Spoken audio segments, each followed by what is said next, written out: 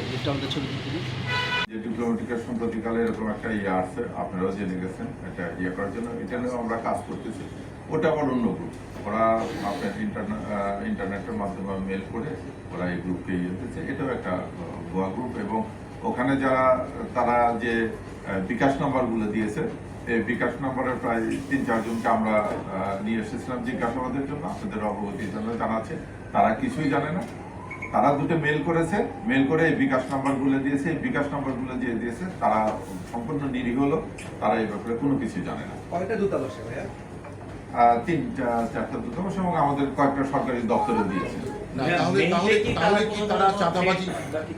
কি তারা চাঁদাবাজি নয়, কাউকে হয়রানি করার উদ্দেশ্যে? হয়রানি এবং আমার ধারণা যে শত্রুতাবশত, পাশাপাশি দেশের ইমেজকে নষ্ট করার জন্য আমাদের যে রাষ্ট্রদূতগণ আছেন বা বিভিন্ন এমবেসি আছে, তারা তো আমাদের তাদেরকে আসলে কিছুটা ভীত সশস্ত্র করার জন্য, এটা আমি বলবো যে দেশবিরোধী একটা অপতৎপর। এটা কি এই ঘটনায় কি কাউকে চিহ্নিত করা হয়েছে? আমরা কাজ করতেছি, এটা নিয়ে আমরা কাজ করতেছি। দেখা যাক, আমরা ইনশাআল্লাহ। ইউএফটি ফার্স্টের সাথে ট্রেড করুন যে কোনো জায়গা থেকে। ক্যাম্পাসে ক্লাসের ফাঁকে, ঢাকার জ্যামে বসে কিংবা ঘরে বসে, ট্রেডিং এখন হাতের মুঠোয়।